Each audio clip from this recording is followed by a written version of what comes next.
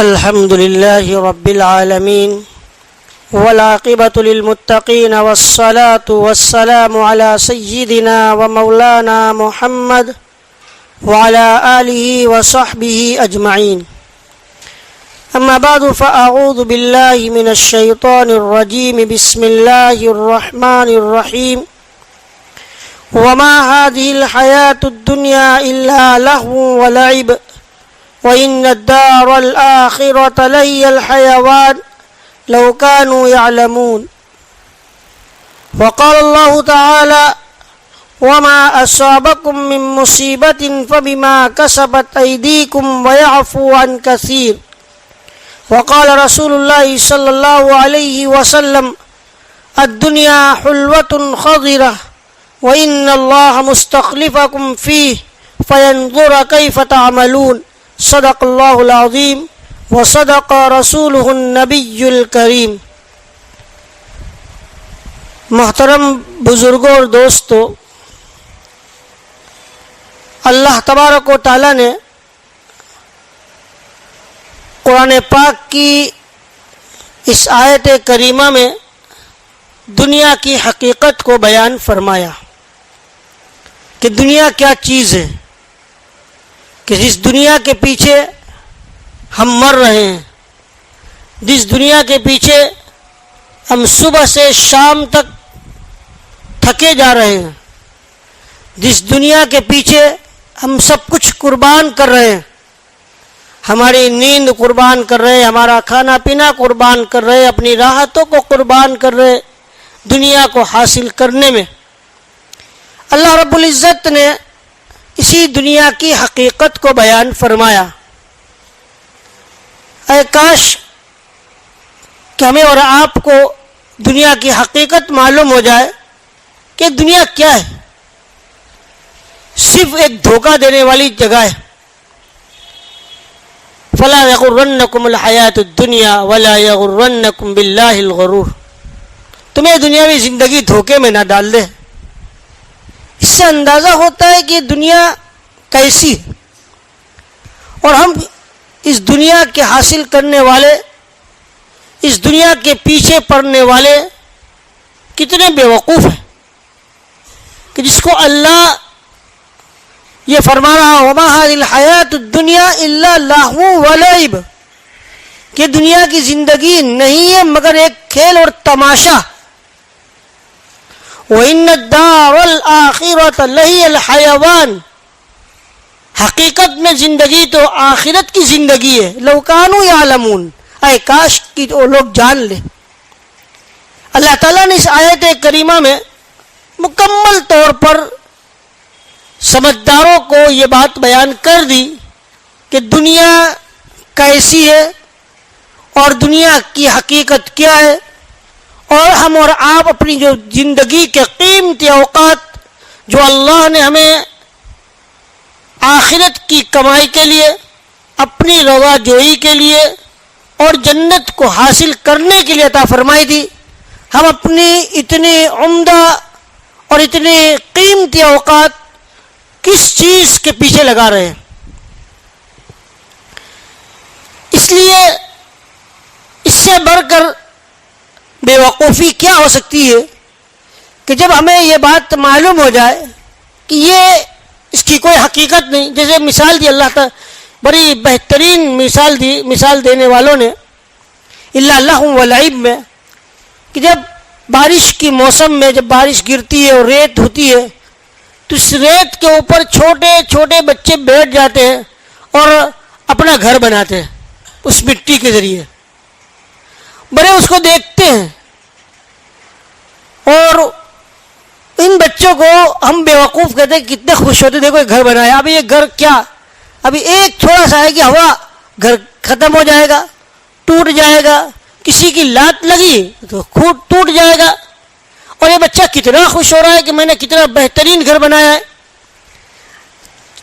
ٹھیک اسی طریقے سے ہم اور آپ دنیا کی زندگی کو حاصل کرنے کے لیے سب کچھ قربان کر کے بہترین بنگلہ، بہترین گاڑی، راحت و آرام کے اسباب اور اپنا سب کچھ اس پر لگا دیتے اور پھر خوش ہوتے مگر اللہ فرماتے لا لہو و لعب، اس کا حال بھی ایک کھیل اور تماشے کی طرح ہے، جیسے کھلونے کا حال جو ہوتا ہے وہ بھی ایک دن جب ہماری موت آ گئی یا ایک قیامت کی ہوا کا جھونکا آ گیا سب کچھ ختم.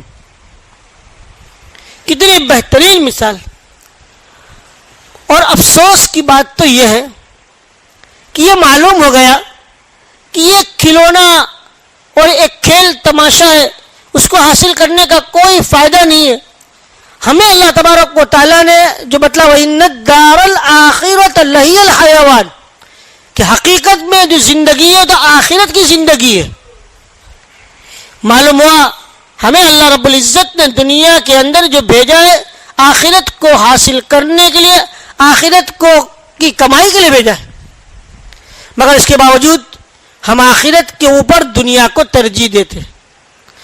بل تؤثرون الحیات الدنیا والآخرۃ خیر وابقی، تم لوگ دنیاوی زندگی کو ترجیح دیتے ہو، آخرت بہتر ہے اور پائیدار ہے. آخرت کبھی ختم ہونے والی نہیں ہے. ہم موت کے بعد کی جو زندگی اللہ رب العزت ہمیں اور آپ کو عطا فرمائے گا وہ کبھی ختم نہیں ہوگی. یہ دنیا کی زندگی تو بس ایک کھیل کی تماشے کی طرح کب ختم ہو جائے معلوم نہیں. اور اس کے باوجود اللہ تبارک و تعالیٰ کے اس فرمان کے باوجود ایک عقل مند اگر اس کو اللہ رب العزت نے واقعتاً قرآن کا فہم عطا فرمایا ہے، وہ کبھی اپنی زندگی کے قیمتی اوقات کو دنیا کے اندر لگا کر اپنے آخرت کا نقصان نہیں کر سکتا.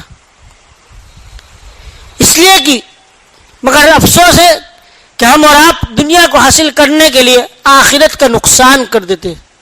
صرف نقصان نہیں کرتے بلکہ دنیا کو حاصل کرنے کے اندر اس قدر مشغول ہو جاتے اور منہمک ہو جاتے اور اپنے آپ کو ایسا لگاتے تھے کہ ہم اللہ اور اللہ کے رسول صلی اللہ علیہ وسلم کے احکامات سے بھی روگردانی کر دیتے، اور ہم اپنی زندگی کی مقصد کو، ہم اپنے پیدائش کے مقصد کو بھول جاتے، ہم اپنے دنیا میں آنے کے مقصد کو بھی بھول جاتے.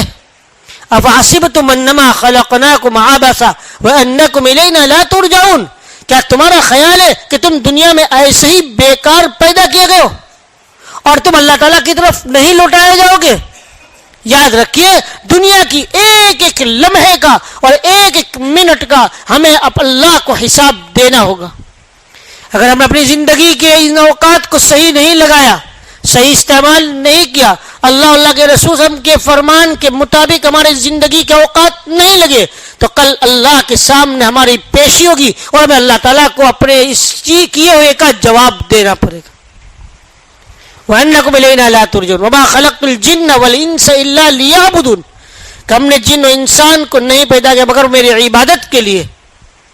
اللہ جو خالق کائنات ہے اور جو اپنے بندوں کے ساتھ بندوں پر جو شفیق، وہ اللہ فرماتا ہے کہ میں نے تو ہمارے بندوں کو عبادت کے لیے پیدا کیا، اور ہم اللہ کی عبادت، اللہ اور اللہ کے رسول صلی اللہ علیہ وسلم کے احکامات پر عمل کرنے کے بجائے دنیا کی زندگی کو ترجیح دے کر، دنیاوی معاملات کو ترجیح دے کر آخرت کو بھول جائے اور آخرت کا ہمارا خسارہ کر دے. کتنی بڑی بیوقوفی. مجھے تو بتلانا ہے کہ دیکھیے آج ہم اور آپ کیسے دنیا کے اندر مشغول ہوئے کہ ہمیں یہی معلوم نہیں ہوتا ہے کہ ہمیں اللہ تعالیٰ نے کیوں پیدا کیا. ہم اللہ تعالیٰ کے احکامات سے روگردانی کرتے. اللہ نے فرمایا دوسری جگہ من اعرض عن ذکری فإن له معیشة ضنکا ونحشره يوم القیامة اعمى قال رب لم حشرتنی اعمى وقد كنت بصیرا قال كذلك اليوم قال كذلك. دیکھیے اللہ تبارک فرماتا من اعرض عن ذکری، جس نے میرے ذکر سے، میرے احکامات سے روگردانی کی، دنیا میں آ کر دنیا کو حاصل کرنے میں آخرت کو بھول گئے، اللہ کے احکامات کو بھول گئے، اللہ تعالیٰ نے جو ہمیں دنیا میں جس مقصد کے خاطر بھیجا ہے اس مقصد کا بھول گئے. اللہ فرماتا فإن له معیشة ضنکا، میں کبھی اسے اس کی زندگی کے اندر سکون نہیں دوں گا، بلکہ اس کی زندگی کو بے مزہ بنا دوں گا، اس کی زندگی کو زندگی کا لطف اللہ ختم فرما دے گا. کتنا ہی اللہ تعالیٰ مال دے دے, دنیا کے لیے راحت و آرام کے اسباب دے دے, مگر اگر دل کے اندر سکون نہیں ہے تو ذرا بتائیے, یہ بنگلہ, یہ گاڑی اور سب کچھ ہونے کے بعد اگر دل میں سکون نہ ہو تو بتائیے کہ کیا کوئی فائدہ ہے؟ اور آج کل جب ایسی باتیں پیش آتی ہیں ہم سوچے کہ اللہ تعالیٰ نے سب کچھ دیا ہے پھر سکون کیوں نہیں؟ اللہ فرماتا ہے جو انسان میرے احکامات سے روگردانی کرتا ہے فَإِنَّ لَهُ مَعِيشَةً ضَنْكَ, میں اس کی زندگی کو بے مزہ کر دیتا ہوں. زندگی کا لطف, زندگی کا مزہ اللہ کے احکامات پر عمل کرنے میں. دنیا کی زندگی کو اصل نہ سمجھ کر دنیا کی زندگی کے مقصد کو سمجھتے ہوئے آخرت کی زندگی کو ہم ترجیح دیں, یہ اصل چیز ہے. اور اس میں اللہ تبارک و تعالیٰ نے سکون رکھا, الا بذکر اللہ تطمئن القلوب, کہ سن لو اللہ کی یاد میں, اللہ کے احکامات پر عمل کرنے ہی میں دلوں کا سکون ہے.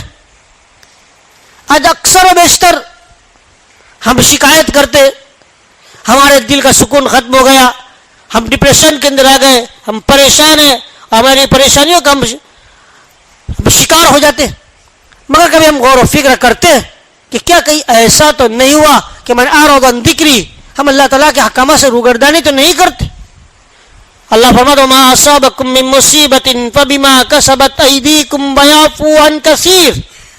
جب حالات ہمارے اوپر آتے ہیں اور مشکلات کا سامنا کرنے پڑتا ہے اور جب زندگی کے حالات تنگ ہوتے ہیں تو فوراً ہم دوسروں پر الزام ڈال دیتے ہیں اور یہ کہتے کہ دشمنان اسلام نے یہ کیا, فلاں نے یہ کیا, فلاں یہ کہتے ہیں. مگر کبھی ہم نے یہ نہیں سوچا کہ ہم جو الزام دوسروں پر ڈالتے ہیں, کبھی ہم نے اپنی زندگی پر غور کیا کہ جو کچھ حالات دنیا میں پیش آتے ان حالات میں ہم نے کیا کیا, اور یہ حالات کیوں پیش آئے, اور یہ سکون ختم کیوں ہوتا ہے, اور زندگی کا راحت اور زندگی کا سکون اللہ کیوں چھین لیتا ہے. وما اصابکم من مصیبت فبما کسبت ایدیکم ویعفو عن کثیر, جو کچھ تمہیں پیش آتا ہے وہ تمہارے ہاتھوں کے کیے ہوئے کرتوت کی بنیاد پر. فبما کسبت ایدیکم, جب دنیا کے اندر روئے زمین پر اللہ کی زمین پر اللہ کی نافرمانی کی جائے گی, اللہ تعالیٰ کے احکامات پر عمل نہیں کیا جائے گا, اللہ کے رسول صلی اللہ علیہ وسلم کے ارشادات کو چھوڑا جائے گا, تو پھر کیا ہوگا؟ پھر اللہ تبارک و تعالیٰ سکون کیوں ختم کر دیتا ہے. اللہ فرماتا ہے وَلَا يَرَوْنَ أَنَّهُمْ يُفْتَنُونَ فِي كُلِّ عَامٍ مَرَّةً أَوْ مَرَّتَيْنِ ثُمَّ لَا يَتُوبُونَ وَلَا هُمْ يَذَّكَّرُونَ. جب قرآن پاک کے آیاتوں پر غور کریں اور جب کبھی ایسا معاملہ پیش آئے تو اس وقت ہم سوچے, ہم سر جوڑ کر بیٹھے, اللہ تعالیٰ کے سامنے اپنے سر کو جھکائے اور یہ بات کو سوچے کہ آخر جو کچھ پیش آتا ہے یہ ہمارے ہی کرتوت کے نتیجے میں ہوتا ہے, ہمیں اپنی زندگی کی روش کو صحیح کر لینا چاہیے. مگر وہ تو ہوتا نہیں ہے. ہم جن گناہوں میں مبتلا ہے وہ گناہ باقی, ہم جن بدعملیوں کے اندر مبتلا ہے وہ چیز باقی, ہم اللہ کے رسول صلی اللہ علیہ وسلم کے احکامات سے روگردانی کر رہے ہیں, اعراض کر رہے ہیں, وہ باقی. اور پھر ہم سوچیں اور ہم یہ کہیں کہ اللہ ہمارے اوپر حالات کو صحیح کر دے. اولا يرون انهم يفتنون في كل عام مرة او مرتين, اللہ تو صاف اعلان کرتا ہے, کیا تم لوگ نہیں دیکھتے ہو؟ اللہ اپنی عادت کو بیان کر رہا ہے کہ سال میں ایک مرتبہ یا دو مرتبہ اللہ آزمائشیں ڈالتا ہے, بندوں پر اللہ آزمائش ڈالتا ہے. اگر آزمائشیں نہ آئے تو انسان اللہ کو بھول کر زندگی گزار کر چلا جائے. بعضی مرتبہ آزمائشیں آتی ہے رحمت بن کر کہ انسان اس آزمائش میں جب مبتلا ہو تو اس کی نگاہ اللہ کی طرف جائے, وہ اللہ کی طرف متوجہ ہو اور اسے اپنے گناہوں کی معافی مانگنے کی توفیق ہو جائے. وَلَا هُمْ يَذَّكَّرُونَ, اللہ فرماتا ہے سال میں دو مرتبہ اس طرح حالات پیش آئے تھے, بجائے غفلت کی نیند سے بیدار ہونے کے اور ان حالات سے نصیحت حاصل کرنے کے, وہ اور غفلت میں مبتلا ہوتا ہے اور وہ اللہ تعالیٰ کی نافرمانی میں مبتلا ہوتا ہے اور وہ اللہ تعالیٰ اللہ کے رسول صلی اللہ علیہ وسلم کی ارشادات کو چھوڑتا ہے. یہ چیز رہے گی. اس سے اللہ خود فرماتا ہے فَلَمَّا نَسُوا مَا ذُكِّرُوا بِهِ, فتحنا علیہم ابواب کل شیء حتی اذا فرحوا بما اوتوا اخذناہم بغتہ. اصل بات یہ ہے کہ ہمارا جو ایمان ہے وہ ایمان دیکھنے والی چیز پر ہے. جو چیزیں دکھتی ہیں اس پر تو ہمارا یقین ہے، مگر جو چیزیں ہمیں دکھتی نہیں، آقا نامدار رحمت للعالمین صلی اللہ علیہ وسلم نے جو باتیں جو چیزیں ارشاد فرمائی کہ یہ کرو گے تو یہ ہوگا، یہ کرو گے تو یہ ہوگا، وہ ہمیں دکھتا نہیں ہے، اس لیے ہمارا اس پر اتنا ایمان نہیں اور ہمارا اس پر اتنا عمل نہیں ہوتا. مثال کے طور پر اب ایک جمعہ کا دن ہے، جمعہ کے دن کی ایک فضیلت آتی ہے. جلدی آنے والا جو سب سے پہلے مسجد میں آئے گا اس کو اونٹ کے قربانی کا ثواب ملے گا، جو اس کے بعد آئے گا اس کو گائے، اس کی یہ گائے کی قربانی کا، اس کے بعد جو آئے گا وہ اس کو آخر میں مرغی کا. یہ جب بتلایا ہے نبی کریم صلی اللہ علیہ وسلم ثواب بتلایا ہے، مگر ہم آپ دیکھیے کہ یہ اسے اللہ کے رسول صلی اللہ علیہ وسلم نے بتلایا ہے، دکھتا نہیں ہے، ملتا نہیں ہے. اگر یہی اعلان ہو جاوے کہ جمعہ کے دن جو جلدی آئے گا اس کو 15,000 روپئے کہ 20,000 روپئے ملیں گے، اس کے بعد جو اتنے بجے آئے گا اس کو 10,000 روپئے ملیں گے، اس کے بعد جو اتنے بجے آئے گا اس کو 5,000 روپئے ملیں گے، یا جو جلدی آئے گا اس کو ایک گاڑی ملے گی. اب ذرا بتائیے رات سے لائن لگے گی، کیوں لگے گی؟ کہ ہمیں کہنے والا جو بتلا رہا ہے اس کی دینے والی چیز ہمیں دکھ رہی ہے، اس پر ہمارا یقین ہے. ہمارے یقین اور ہمارے ایمان اور صحابہ کے ایمان میں بڑا فرق تھا. صحابہ دنیا کی چیزوں کے دیکھے پر اتنا ایمان نہیں ہوتا جتنا اللہ کے رسول صلی اللہ علیہ وسلم کے فرمانے پر ان کا ایمان تھا. حضرت علی رضی اللہ عنہ فرماتے ہیں جنت میرے سامنے نہ جائے، جہنم میرے سامنے نہ جائے، تب بھی میرے ایمان میں کوئی بڑھوتری نہ ہو اور میرے یقین میں کوئی بڑھوتری نہ ہو. اس لیے کہ ان لوگوں کے سینوں میں اور ان لوگوں کے دلوں میں نبی اکرم سرکار دو عالم صلی اللہ علیہ وسلم کی باتوں کا اس قدر یقین تھا کہ وہ اپنی آنکھوں سے دیکھنے والی چیز کو تو دھوکہ سمجھ سکتے ہیں، مگر نبی اکرم سرکار دو عالم صلی اللہ علیہ وسلم نے جو بات بیان فرما دی وہ کبھی جھوٹ نہیں ہو سکتی. ایسا یقین تھا. آج ہمیں وہ یقین نہیں رہا، اس سے ہم اپنی زندگی کو دیکھ رہے. اس سے پہلے شاید یہ قصہ میں نے بیان کیا نہ ہو، میں پھر سے ایک بات تازہ کرنے کے لیے بتلا دوں کہ دیکھو کیسا یقین ان صحابہ کرام کے دلوں میں اور ان لوگوں کے اندر اللہ کے رسول صلی اللہ علیہ وسلم کے فرمانے کا ہوتا تھا. ایک عورت آئی نبی کریم صلی اللہ علیہ وسلم کے پاس، صحابیہ رضی اللہ عنہ، اور آ کر کہا یا رسول اللہ صلی اللہ علیہ وسلم میرا ایک دودھ پیتا بچہ چھوٹا سا اس کا انتقال ہو گیا ہے اور وہ مجھے اس سے بڑی محبت تھی. کون سی ماں ہے جس کو اپنے بچے سے محبت نہ ہو؟ مجھے بہت یاد آتا ہے، میں صبر نہیں کر سکتی، آپ اللہ سے دعا فرما دیجئے اللہ مجھے صبر دے دے. نبی کریم صلی اللہ علیہ وسلم نے فرمایا ان کو کہ آپ کا بچہ جو دودھ پی رہا تھا اس کا انتقال ہو گیا، اللہ نے اس کو جنت میں پہنچا دیا ہے اور 2 حوریں اس کو دودھ پلاتی. اور اگر تمہیں یقین نہ ہے تو آنکھ اٹھائیے آسمان کی طرف، دیکھو تمہارا بچہ دودھ پی رہا ہے. وہ صحابیہ رضی اللہ تعالیٰ کہتے ہیں یا رسول اللہ آنکھ اٹھا کر تو نہیں دیکھ سکتی، اس لیے کہ ہو سکتا ہے کہ آنکھ اٹھا کر دیکھوں اور میری آنکھ دیکھنے میں دھوکہ کھا جائے، مگر آپ کا فرمان کبھی جھوٹا نہیں ہو سکتا. یہ ہے یقین سرکار دو عالم صلی اللہ علیہ وسلم کی باتوں پر ان صحابہ کرام رضوان اللہ تعالی اجمعین. آج ہمیں نبی اکرم صلی اللہ علیہ وسلم کے ارشادات کو پڑھتے، فرامین کو پڑھتے کہ آپ نے اس کام کو کرنے میں یہ ثواب، اس کو کرنے میں یہ ثواب، اس کو کرنے میں یہ ثواب، اور اس کو کرنے میں یہ گناہ، اس کو کرنے میں یہ گناہ. مگر اگر وہ یقین ہوتا تو یقینی طور پر کبھی ہم اللہ کے رسول صلی اللہ علیہ وسلم کے ارشادات کی خلاف ورزی نہیں کر سکتے تھے. نبی اکرم نے فرمایا کہ بس جو جلدی آتا ہے وہ چیز جو نمازوں کے اندر آتا ہے اور تکبیر اولیٰ کے ساتھ نماز پڑھتا ہے، صف اولیٰ میں نماز پڑھتا ہے، تو اللہ کے رسول فرمایا یہ ثواب ملے گا. بس نبی کریم صلی اللہ علیہ وسلم فرما دیا مل جائے گا، کوئی انعام رکھنے کی ضرورت نہیں ہے. یہ انعام اور یہ چیزیں ایک دنیاوی چیز ہے، ورنہ حقیقت میں تو یہ ہے کہ ہمارے دلوں کے اندر آقا نامدار سرکار دو عالم رحمت للعالمین صلی اللہ علیہ وسلم کے فرمانے کا جو یقین ہونا چاہیے، یقین کی کمی ہے. ورنہ یہ ہو ہی نہیں سکتا ہے کہ ہم ان عبادات میں، ان احکامات پر عمل کرنے میں کبھی کوتاہی کریں. اس لیے میں کہہ رہا تھا کہ آج کل یہ جو دنیا ہے ایک سرسبز و شاداب اور میٹھی چیز ہے. دنیا کی رونق، دنیا کی چمک دمک ہماری آنکھوں میں ایسی آ جاتی ان دنیا حلوۃ خضرہ، جو میں نے آپ کے سامنے نبی کریم صلی اللہ علیہ وسلم کی حدیث پاک پڑھی، ان دنیا حلوۃ خضرہ کہ دنیا سرسبز و شاداب ہے، وہ دکھتی ہے، وَإِنَّ اللَّهَ مُسْتَخْلِفَكُمْ فِيهَا، اور تمہیں اس میں اللہ نے اپنا جانشین بنایا ہے، فَيَنظُرَ كَيْفَ تَعْمَلُونَ، اللہ یہ دیکھنا چاہتا ہے کہ تم اس میں کیا عمل کرتے ہو۔ اس اللہ تبارک و تعالیٰ نے دنیا میں بیچ کر یہ دنیا کی رونق، یہ دنیا کی چمک دمک دے کر یہ دکھانا ہے کہ تم دنیا ہی کے ہو کر رہ جاتے ہو یا آخرت کے اوپر ایمان رکھ کر آخرت والے اعمال کرتے ہو۔ میں کہہ رہا تھا اللہ تبارک و تعالیٰ جتنے بھی حالات جو کچھ ہوتے ہیں یہ ہمارے کیے ہوئے کے کرتوت کے نتیجے میں۔ اللہ تبارک و تعالیٰ حالات کیوں لاتے؟ اول میں نے بتلایا اللہ حالات اس لیے دے تاکہ ہم اپنی روش کو صحیح کر لیں۔ وَلَقَدْ أَرْسَلْنَا إِلَىٰ أُمَمٍ مِّن قَبْلِكُمْ فَأَخَذْنَاهُمْ بِالْبَأْسَاءِ وَالضَّرَّاءِ لَعَلَّهُمْ يَتَضَرَّعُونَ، ہم تمہیں تنگیوں سے پکڑتے، سختی سے پکڑتے، کیوں؟ حالات کیوں لاتے؟ تاکہ تم گریہ و زاری کرو، اپنے گناہوں کی معافی مانگو۔ اور ہم تو اپنے گناہوں کی معافی مانگے نہیں، اور اللہ تبارک و تعالیٰ سے یہ امید کرے کہ اللہ حالات کو سازگار کر دے اور اللہ تبارک و تعالیٰ حالات کو درست فرما دے۔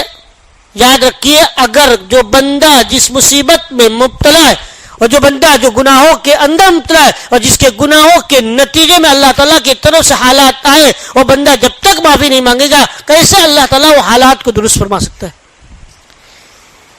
ایک مثال دی کہ ایک لڑکا ہو، اس کا باپ اس سے ناراض ہو جائے اور اس کو گھر سے نکال دے، اپنی دکان سے دور کر دے، اس کے دوست احباب، باپ کے دوست احباب، رشتہ دار آ کر باپ کو منت سماجت کرے، اس بچے کو معاف کر دو، معاف کر دو، بچہ ہے معاف کر دو۔ باپ کہے گا تم لوگ آ کے تو معاف کر دو، ایک مرتبہ وہ کبھی آیا ہے کہ میرے ابا اب میں آئندہ ایسی غلطی نہیں کروں گا، مجھے معاف کر دو، میں کیسے اس کو معاف کروں؟ ہم بھی ایسے ہی گنہگار ہیں، ہم سمجھتے کہ اللہ والے ہمارے لیے توبہ مانگتے رہے، ہمارے لیے معافی مانگتے رہے اور ہمارے حالات کو درست کرنے کی دعا کرتے رہے، مگر ہمیں کبھی توفیق نہیں ہو رہی ہے جو اللہ فرماتا ہے کہ لعلہم یتضرعون، کہ تم گریہ و زاری کرو، کہ ہم اللہ تعالیٰ کے سامنے اٹھ کر اللہ سے معافی مانگے، اپنے گناہوں کی معافی مانگے اور اپنے اعمال کو صحیح اور درست کر لیں۔ کبھی ہمیں اس بات کی توفیق ہوئی؟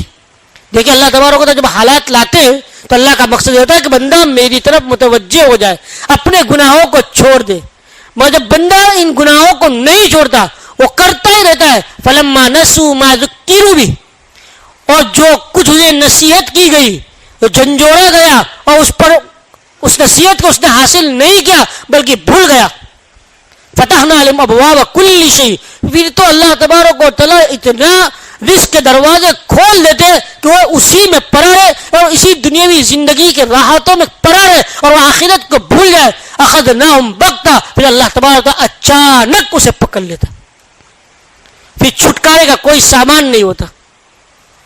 اس لیے میرے محترم بزرگوں اور دوستوں، ہمیں اپنی زندگی کی درست کرنے کی فکر کرنا چاہیے اور ہمیں اپنا تعلق اللہ سے صحیح کر لینا چاہیے۔ یاد رکھیں جس شخص نے اللہ سے اپنا تعلق صحیح کر لیا اور جن قوم نے اللہ سے اپنا تعلق درست کر لیا اور اپنی گناہوں کی معافی مانگ لی، کوئی دنیا کے اندر کوئی اس کا بگاڑ نہیں سکتا۔